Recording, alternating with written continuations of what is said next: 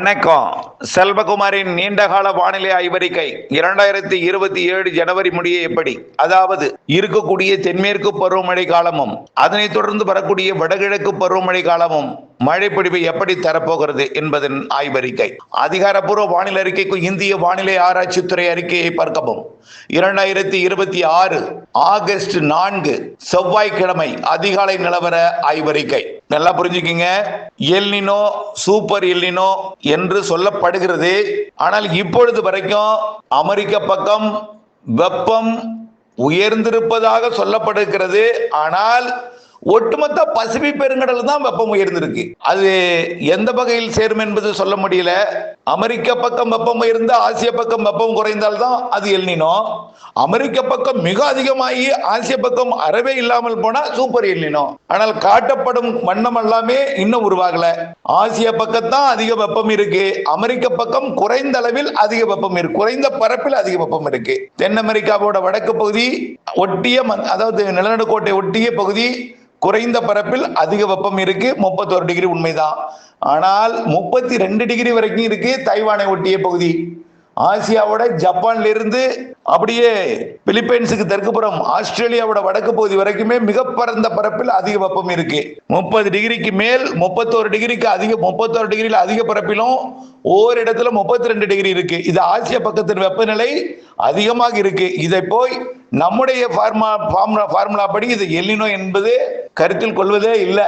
Super El Niño என்றால் உருவானாலும் இன்னும் முழுமையாக அந்த வெப்ப கடத்தல் இடம்பெயர்தல் இன்னும் அடையவில்லை. ஆசிய பக்கம் இருந்து கொண்டுதான் இருக்கு. இதோட சாட்சி தான் தற்பொழுது ஆசியாவை நோக்கி, சீனாவை நோக்கி, தாய்வானை நோக்கி, பிறகு ஜப்பான் மற்றும் தென்கொரியாவை நோக்கி பயணிக்கக்கூடிய டால்பின் புயல், சூப்பர் புயல், 250 கிலோமீட்டருக்கு மேல் வேகம் எடுத்துக்கூடிய டால்பின் புயல் ஆசிய பக்கம் வருதுன்னா அந்த 32 டிகிரி இருக்கக்கூடிய இடத்தை நோக்கி வருகிறது. பிறகு தென்கொரியா நோக்கியும் ஜப்பான் நோக்கியும் பயணிக்க இருக்கிறது. அடுத்தடுத்த காற்று சுழற்சிகள் தென்சீன கடற்பகுதிக்கு வரப்போகிறது. அதற்கு பிறகு அது ஹாங்காங் உள்ளிட்ட பகுதியை நோக்கியும், பிறகு அப்படியே அது கடந்து சீனாவோட தெற்கு பகுதி வழியாக வியட்நாம், கம்போடியா, லாவோஸ் மற்றும் தாய்லாந்து, மியான்மர் வழியாக வடகிழக்கு மாநில பகுதிகளுக்கும், பிறகு வங்கக்கடலின் வடக்கு பகுதிக்கும், ஒடிசாவிற்கும், ஆந்திர பிரதேசத்திற்கும் படிப்படியாக ஆகஸ்ட், செப்டம்பர், அக்டோபரிலே வர இருக்கிறது. எப்படி அதாவது பசிபிக் பெருங்கடல்ல, மத்திய பசிபிக் பெருங்கடல்ல அதிக வெப்பம் உருவாகும். இதனால தொலைவில் இருந்தே புயல்கள் உருவாகி ஆசியா பக்கம் வரும், சூப்பர் புயல்கள் உருவாகும் என்று சொன்னோம். இப்ப தொலைவில் இருந்து உருவாகி 10 தினங்களா நகருது. இன்னும் 8 நாள் ஆகும் அது முழுமையாக அது கடந்து செயலிழப்பதற்கு. ஆக இன்னும் ஒரு வாரம் எடுத்துக்கொள்ளும் அந்த டால்பின் புயலோட லைஃப். ஆகவே இந்த புயலுக்கெல்லாம் அதாவது மத்திய பசிபிக் பெருங்கடல்ல உருவாகி அது ஆசிய பக்கம் வருகிறது என்பதை நீங்கள் புரிந்து கொள்ள வேண்டும். ஆக சூப்பர் எல்னினோ உருவாகி இருந்தால் அமெரிக்க பக்கம் மட்டுமே நிகழ்வு உருவாகும், ஆசிய பக்கம் நிகழ்வு இருக்காது. ஆசிய பக்கம் நிகழ்வு உருவாகிறது என்றால் அது எல்னினோ என்று கணக்கில் எப்படி எடுத்துக்கொள்ள முடியும் என்பதை தயவு செய்து உங்களுடைய சிந்தனைக்கு நான் விடுகிறேன், தயவு செய்து சொல்கிறேன். அடுத்தபடியாக இந்த எப்பொழுதுமே நல்லா புரிஞ்சுக்குங்க, ஆடிப்பெருக்கு காலத்துல ஆடிப்பெருக்குல எப்பொழுதுமே பல ஆண்டுகள் ஆடிப்பெருக்கு கொண்டாட்டத்திற்கு மட்டுமே தண்ணீர் திறந்து விடப்பட்டிருக்கிறது. பல ஆண்டுகள் தாமதமாக, கடந்த ஆண்டுக்கு முந்தைய ஆண்டு கூட குறுவை விளைச்சல் குறைவாக இருந்தது. அப்ப கூட தண்ணீர் திறப்பு தாமதமாக திறக்கப்பட்டது. குறுவை முற்றிலுமாக அப்போவும் இல்லை. சில ஆண்டுகளுக்கு முன்பெல்லாம் பல ஆண்டுகள் இருந்திருக்கு அதே போலயே. ஆகவே இந்த ஆண்டு இன்னும் கொஞ்சம் கூடுதல் நாள் எடுத்துக்கொள்கிறது மேட்டூர் அணை நிரம்புவதற்கும் தண்ணீர் திறப்பதற்கு ஏற்ற நீர் இருப்புக்கும்.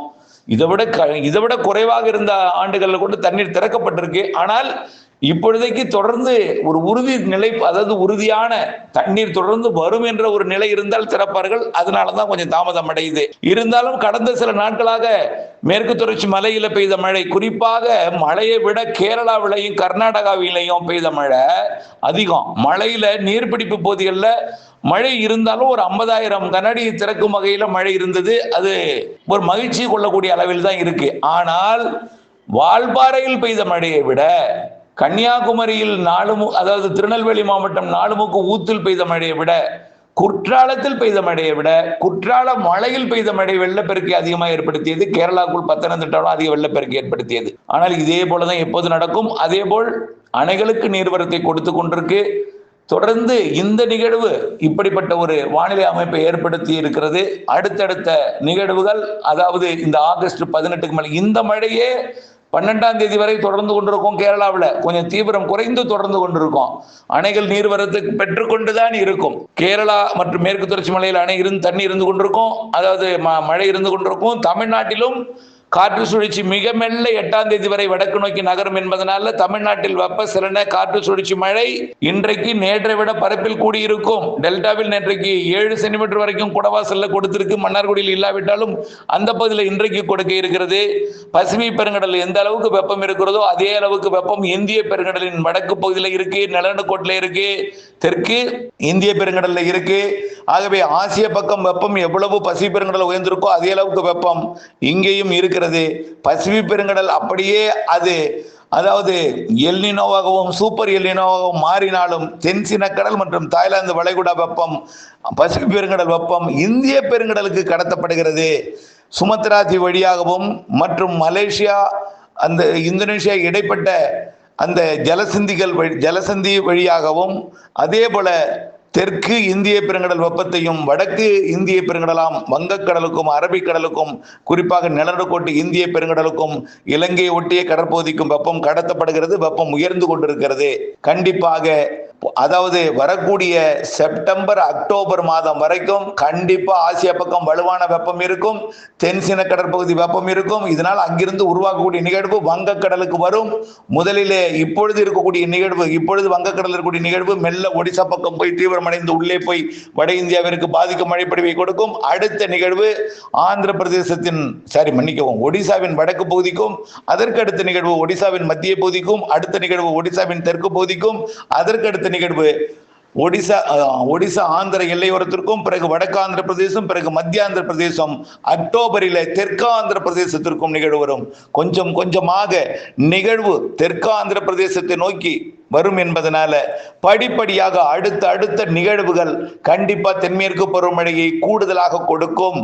அணைகளை இப்பொழுது இருக்கக்கூடிய நிலையில் போனால் கூட 1 டிஎம்சி தண்ணி வந்து KRS இந்த மாத இறுதிக்குள் நிரப்பும். இதையும் நம்ம நீண்ட கால அறிக்கையில் சொல்லியிருக்கிறோம்.